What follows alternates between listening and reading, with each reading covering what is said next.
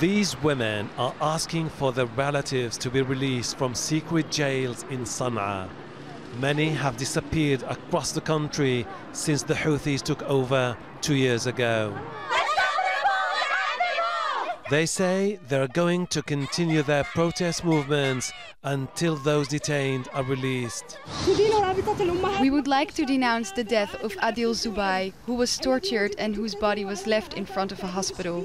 Many others have lost their lives in jails run by the Houthis in Sana'a. Human rights groups have called on the international community to put more pressure on Yemen's warring factions. They want an end to arbitrary detention and allow the detainees access to lawyers.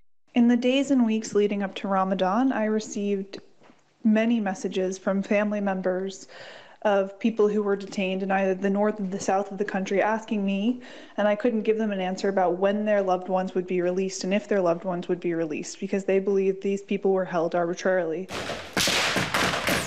Meanwhile, the fighting continues across Yemen, a country divided along sectarian lines. Rival parties have their own militias and police forces. Human Rights Watch and local activists say thousands of people have been detained in Sana'a, which is under the control of Houthi rebels and former President Ali Abdullah Saleh. In the southern cities of Aden and Mukalla, rights groups have also accused pro-government forces and special police units backed by the United Arab Emirates of running secret prisons. We are incredibly concerned about the situation of detainees in Yemen, and that's for a couple of reasons. One, it seems as though the number of those detained is very, very high.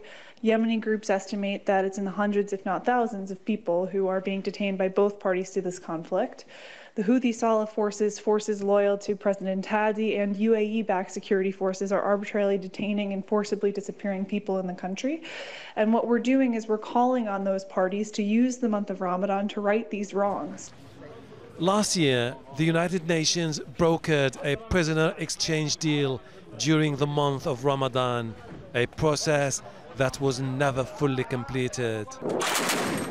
Yemen's rival parties accuse each other of targeting civilians, abusing detainees, and dismissing calls for a political way out of the conflict. Hashim Ahelbarra, Al Jazeera.